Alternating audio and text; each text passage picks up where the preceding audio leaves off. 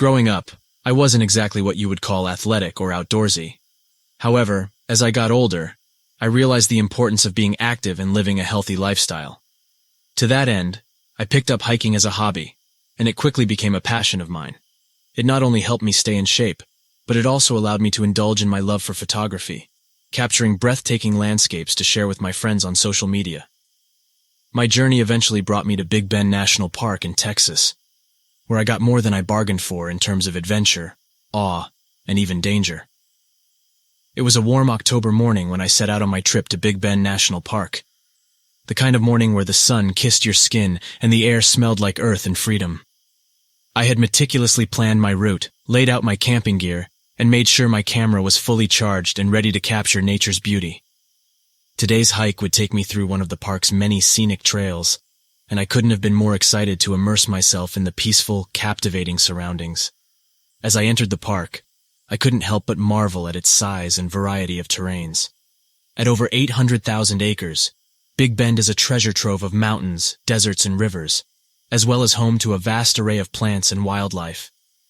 Despite my excitement, I couldn't help but feel a small shiver of caution as I thought of the remoteness of my hiking location. With my phone's GPS as my guide and my backpack loaded with supplies, I began my journey deeper into the park. The trail started off easy enough, with well-worn paths snaking through thickets of shrubs and cacti. As the hours went by, the trail grew narrower and steeper, leading me up into the park's famous mountains. I paused numerous times to catch my breath and photograph the awe-inspiring views from each vantage point.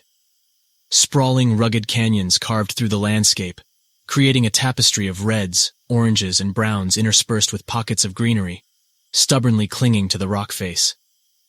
As my hike continued, I noticed the air growing significantly cooler with a noticeable drop in humidity.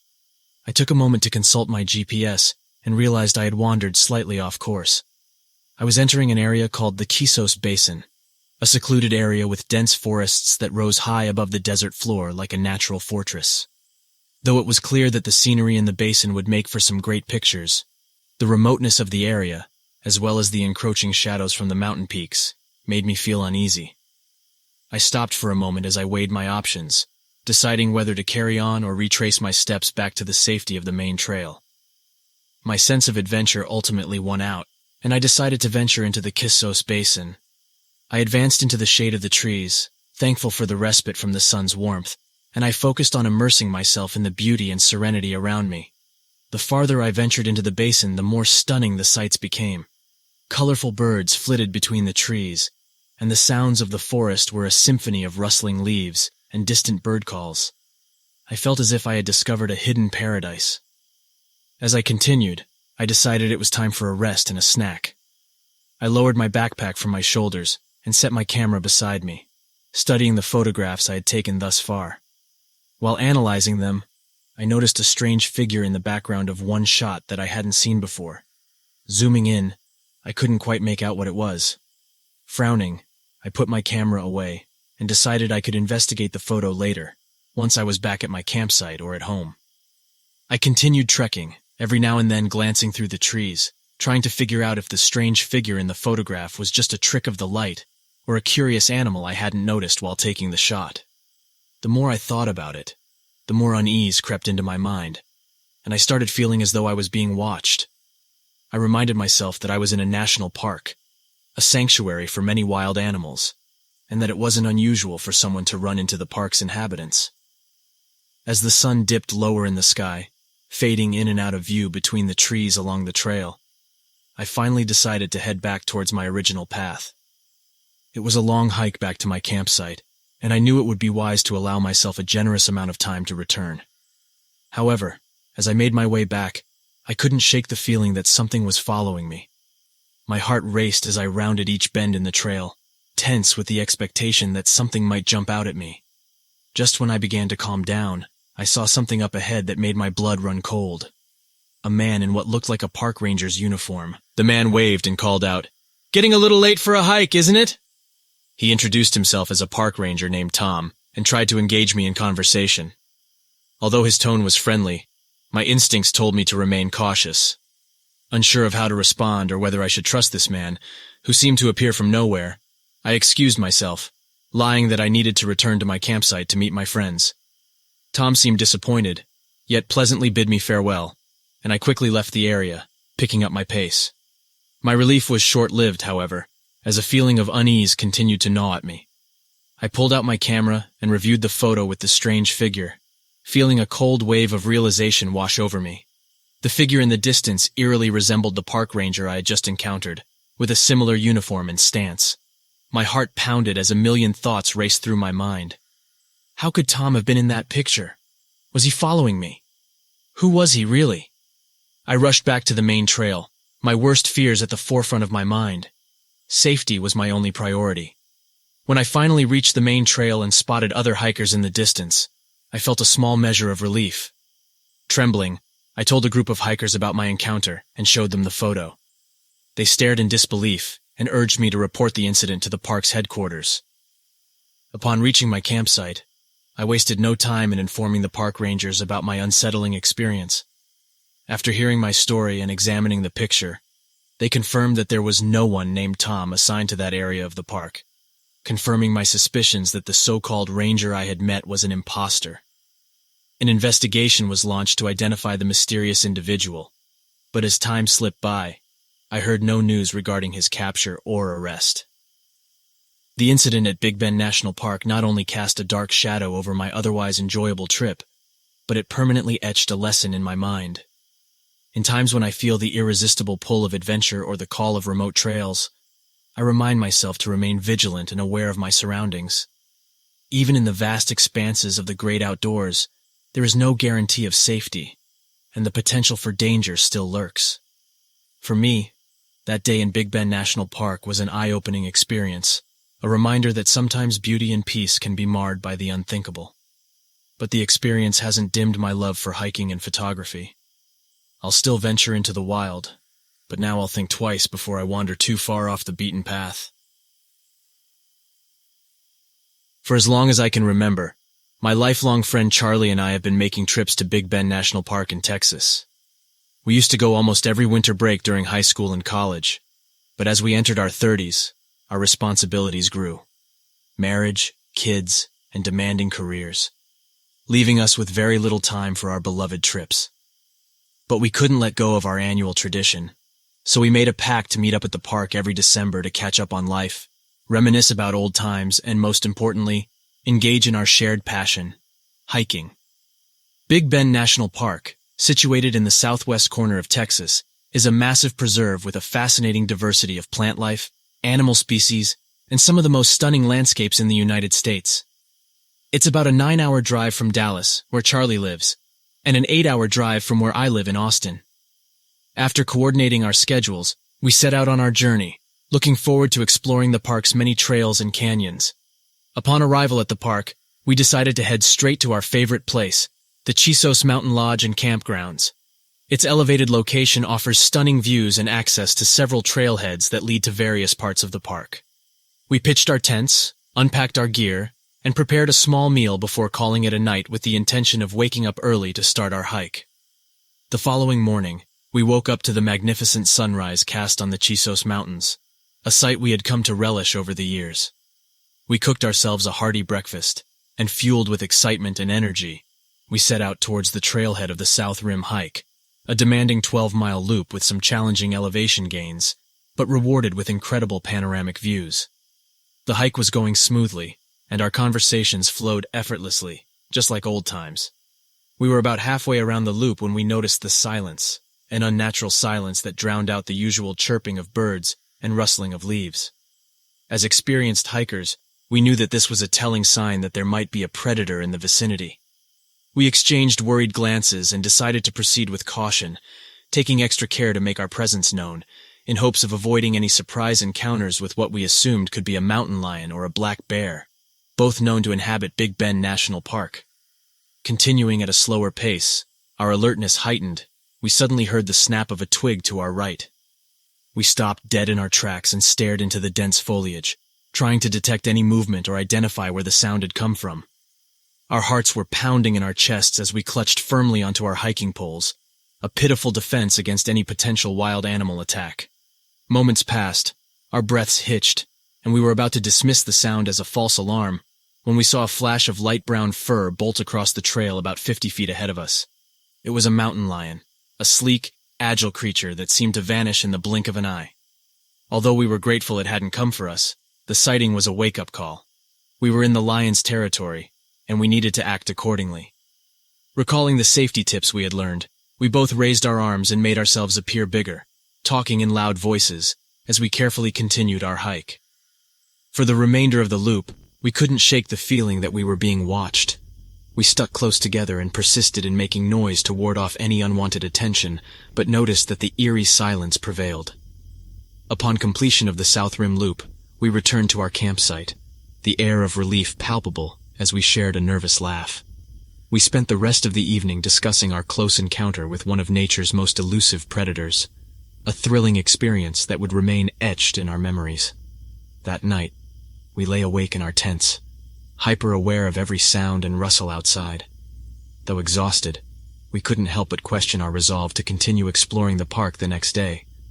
As much as we loved hiking, we weren't willing to risk our safety. When morning arrived, we reluctantly agreed to pack up and head back to civilization a day earlier than planned. As thrilling as it had been, our encounter with the mountain lion had put our priorities into perspective, our families, jobs, and the lives we had built over the years. In the end, our Big Bend National Park trip was cut short, with a newfound respect for the wild, unpredictable nature of the park. Though we might not return as often, we will always cherish our annual treks and the memories that stemmed from them.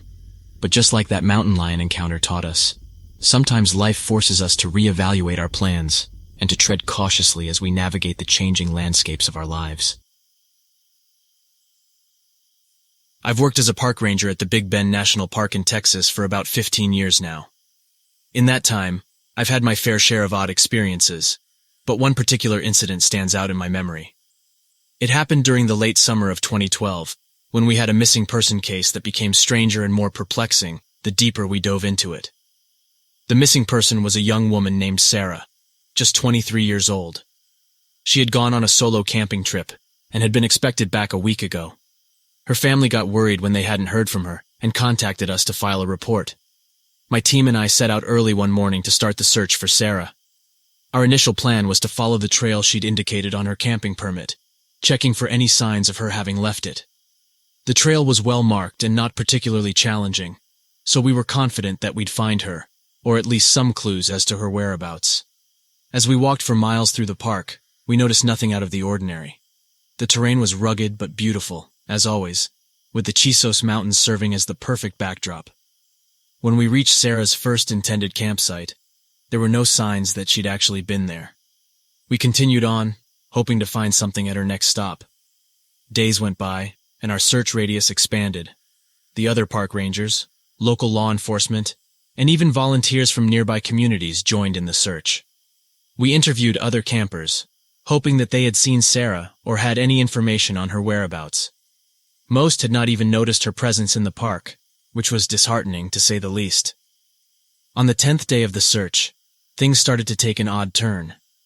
We found a beaten-up camping stove that belonged to Sarah about 15 miles off her original trail.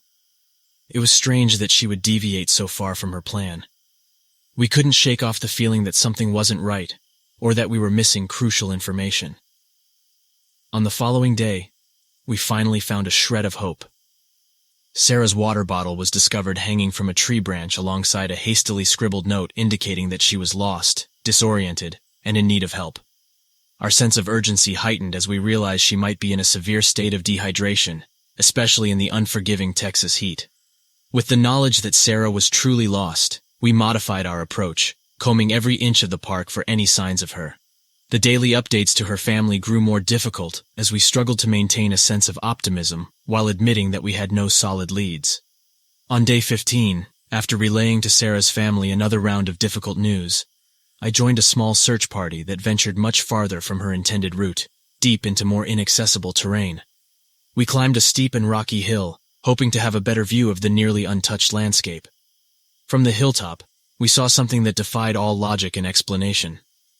Nestled in a rocky clearing at the middle of a dense thicket was a picnic table, with one side seemingly snapped in half. It was far from any established trail, and virtually impossible for someone to have transported it there. As my team examined the table, clearly weathered and abandoned for a considerable time, I couldn't help but feel an unsettling chill creep over me. How did the table get there? And was its presence somehow connected to Sarah's disappearance? Before we could delve further into these questions, a faint cry for help pierced the air. It seemed to be coming from the east, so we hurriedly descended from our vantage point and followed the voice. After trudging through thick underbrush and scrambling over rocky outcrops, we found Sarah in a small, hidden ravine. She was severely dehydrated, malnourished, and covered in cuts and bruises, but miraculously alive. We brought her back to base, where she was treated by paramedics and subsequently airlifted to a nearby hospital. During her initial recovery, she recounted her experience in a haze, describing how she'd been awoken one night by strange humming sounds and followed the source deeper into the wilderness, ultimately becoming disoriented and lost. She had no memory of the picnic table or how she ended up close to 25 miles off her trail. Sarah's story bothered me. I had no explanation for the bizarre events we had encountered while searching for her, and her own story only added to the mystery. While her rescue brought relief to her family and our team, the circumstances left us with more questions than answers. In the years that have followed, I've occasionally returned to the location of the inexplicable picnic table, hoping to make sense of it all. The table remains untouched, unmoved, and always carrying with it that same eerie chill. As a seasoned park ranger, I've learned to accept that some mysteries will remain unsolved, but Sarah's ordeal continues to bother me to this day. Growing up in a small town in Texas, I had always been a little bit on the heavier side. It was probably because my family loves to eat and we weren't exactly the most active bunch. We enjoyed watching movies and playing video games, which didn't involve much physical activity. As I grew older, I became more and more self-conscious about my weight. Although I believed in body positivity, I also wanted to feel confident and healthy. So, I decided to embark on a personal journey of weight loss and fitness. My main goal was to feel good about myself and find a supportive community who shared the same interests. That's how I discovered hiking, and in particular, the stunning Big Bend National Park in Texas. At first I would go on hikes with friends or families, but as time went on, I found it difficult to coordinate schedules with others. So, I began to venture out on my own. I quickly fell in love with the beauty of Big Bend National Park, its diverse landscapes, and the sense of solitude it provided. Not only did it help me with my fitness goals, but I also developed an appreciation for photography. I enjoyed capturing the natural beauty of the park and sharing my photos on Instagram. One sunny day, I decided to go on a hike at Big Bend alone. I was excited to have some quality me time and to capture some stunning new photos. As I was walking along the trail, enjoying the warm sun on my skin and the sound of birds chirping, I came across a spot with a spectacular view. I took out my phone to capture the breathtaking scene. As I was focusing on getting the perfect shot, I heard a friendly voice behind me say, "Beautiful day, isn't it?" Startled, I turned around to see a man in a park ranger's uniform. The uniform looked somewhat different from the ones I had seen before, but I didn't think much of it at the time. Trying to be polite, I responded, "Yes, it's a rare sunny day here in Texas." The man continued to make conversation, talking about the park and some of his experiences as a ranger. However, I wasn't in the mood for chit-chat and simply wanted to continue my hike and photography in peace. I politely excused myself, saying that I wanted to keep moving and cover more ground. As I continued my hike, I couldn't shake the feeling that something was off about the ranger. But I pushed those thoughts aside and focused on taking more pictures. A few hours passed, and as I was admiring a photo of the trail I had just taken, I noticed something odd about it. In the center of the frame, there was a figure standing amidst the trees, clearly wearing shorts, similar to the ranger I had encountered earlier. A chill ran down my spine as I realized that he must have somehow circled around and gotten ahead of me, even though he had gone in the opposite direction. Feeling uneasy, I decided it was best to head back to my car, which meant I would have to pass the ranger again. As I approached the spot where I had seen him in the photo, he came out from behind the trees, grinning. "You know, a pretty girl like you really shouldn't be out here on her own," he said. "Accidents can happen, you know." I was speechless and terrified, but managed to stutter out, I'm heading back now." He raised an eyebrow, looking disappointed. "Well, it's your loss," he responded. I walked past him as quickly as I could without running, my heart pounding in my chest. When I finally reached the parking lot, I saw another park ranger, but this one's uniform seemed more official and well-kept. I cautiously approached him and asked about the other ranger I had encountered, describing his appearance and the direction I had last seen him. The ranger looked puzzled and concerned. "You must be mistaken, ma'am," he said. "I'm the only ranger on duty today. There shouldn't be anyone else wearing a ranger's uniform around here." Horror washed over me, as I realized the stranger I had encountered earlier was likely an imposter. I relayed the story to the real ranger, who immediately called for backup and began searching the area for the fake ranger. I returned to my car and drove home, my hands gripping the wheel tightly, trying to get the whole ordeal out of my mind. From that day on, I vowed never to hike alone in secluded areas again. The experience taught me that there can be danger lurking around every corner, and that it's crucial to be vigilant, even when surrounded by the beauty of nature. My name is John, and I've been a search and rescue (SAR) officer for a little over 6 years now. I've been assigned to the Big Bend National Park in Texas for most of my career. The park stretches over 800,000 acres and contains a vast array of landscapes, such as deserts, mountains, and river valleys. There's something mesmerizing and wild about the terrain, and it's the kind of place where you can easily lose yourself. Over the years, I've seen and experienced a lot of strange occurrences while working SAR in the park. But the story I'm about to tell you is one that stands out the most, and what made it truly unforgettable is the level of detail etched into my memory for each part of the incident. It was a hot summer day, the sun beating down on us relentlessly. I had been out on patrol with my partner Jake when we received a call about a missing family of 4. It had been several hours since anyone had last heard from them, and given the unpredictable nature of Big Bend's terrain, coupled with the scorching heat, time was of the essence. Coordinating with other SR officers, we began a thorough search. As we combed through the park, we checked each area of interest methodically: the Chisos Mountains, Chihuahuan Desert, and Santa Elena Canyon. We took note of every detail we came across: footprints, discarded clothing, and any signs of recent human activity like leftover food or trash, for they might provide valuable clues. We remained in constant communication with our colleagues, reporting every update and planning on where to cover next. It took 3 days of searching before we stumbled upon the first clue. We found some children's clothing near the desert's edge, as if someone had left them there in a hurry. The fact that they seemed to have been removed rather haphazardly was particularly concerning. We noted the location of the clothes, radioed it in, and continued our search in the area. On the 4th day of the search, we were nearing the end of our assigned territory when Jake spotted something out of the ordinary. There it was, a pathway covered in prints that stood out against the backdrop of Big Bend's rugged landscape. We followed the trail, the tension and anticipation palpable, while hoping to find any clue that might lead us to the missing family. The trail led us deep into the Cattail Falls area, where we found the family's campsite.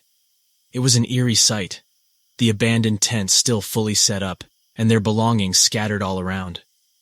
The strangest part was that there seemed to be no signs of struggle or disturbance. It was as if the family had just vanished into thin air. Communicating our findings to the rest of the SR team, we decided to split up and search the fall's surrounding areas. As we scoured the landscape, we documented everything we saw: crevices, water sources, and places where someone might seek shelter. We worked quickly, sensing that we were running out of time. By mid-afternoon, fate finally seemed to be on our side. We stumbled upon the family, huddled together in a small cave near the falls. They were exhausted, dehydrated, and visibly shaken by their ordeal. Relieved that we had found them, we wasted no time in providing the necessary medical aid as we listened to their harrowing story.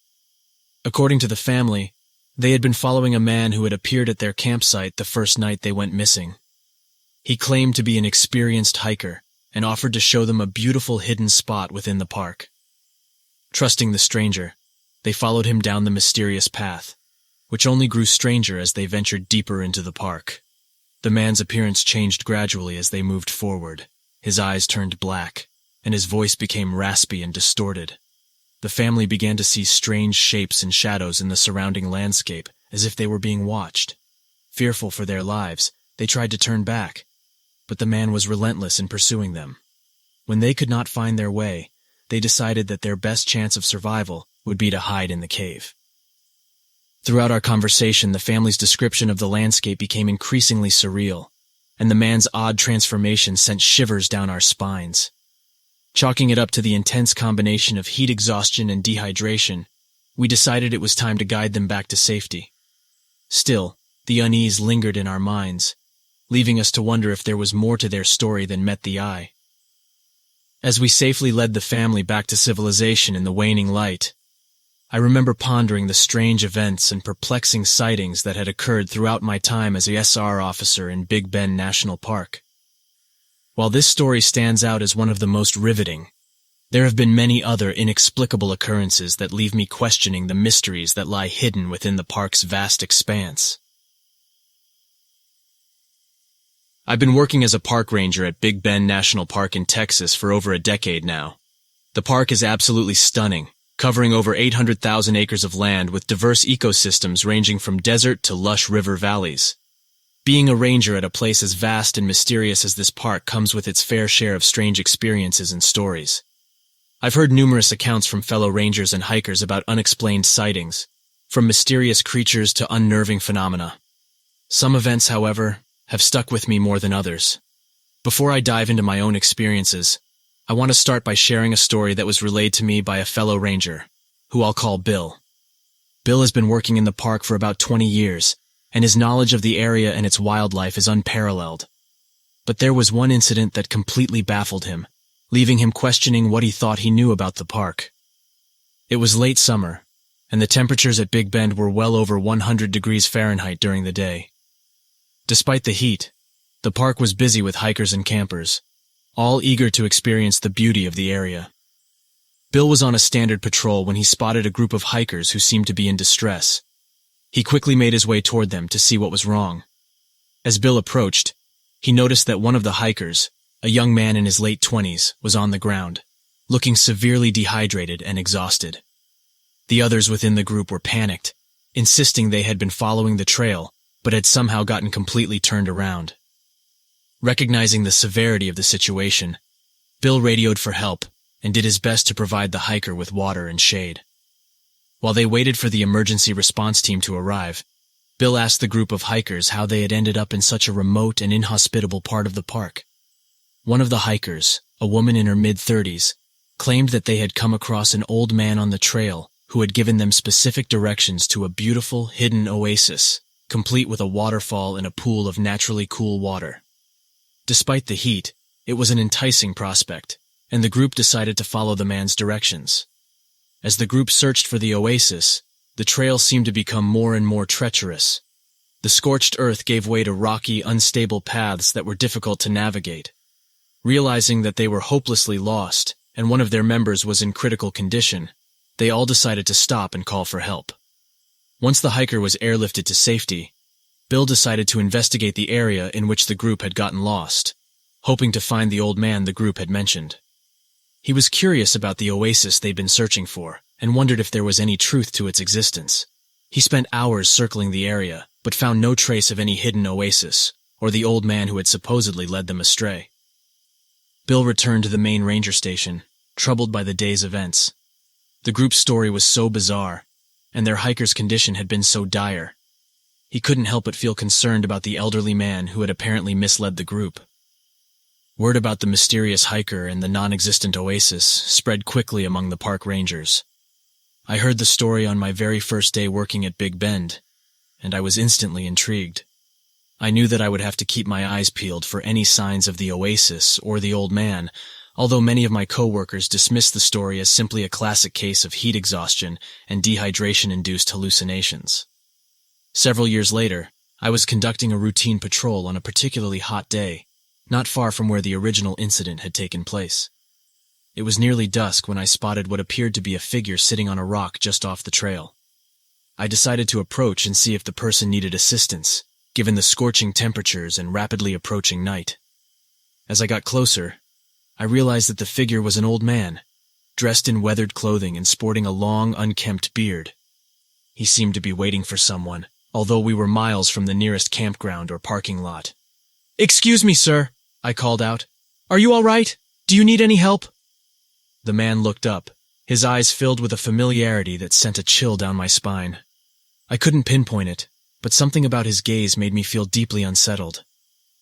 "I'm fine," he replied, his voice raspy and aged. "I was just telling these fine folks here how to get to the hidden oasis." My mind reeled as I recalled the story Bill had shared with me years before. The hairs on the back of my neck stood on end as I glanced around, noting a group of hikers listening intently to the old man's instructions. Before I could intervene or question the old man, he simply vanished, as though he had never been there at all. The hikers, seemingly unfazed by the man's sudden disappearance, thanked me and continued down the trail, following the phantom directions to a non-existent oasis.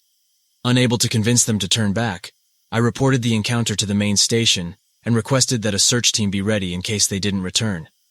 In the following years, I've heard whispered tales of the old man and the hidden oasis from other park visitors and rangers. Some claim to have seen him, while others believe it's merely a story told to spook new rangers and adventurous hikers. But every time I pass that remote trail, the memory of the old man and his eerie gaze leaves me feeling uneasy. The park is immense and full of mysterious charms, but to this day I am unable to shake the enigmatic story of the old man and the hidden oasis. As the years pass, I often wonder if there is any truth to the oasis's existence, and what could be driving the old man to lead hikers down treacherous paths in pursuit of a place that may never have been there at all.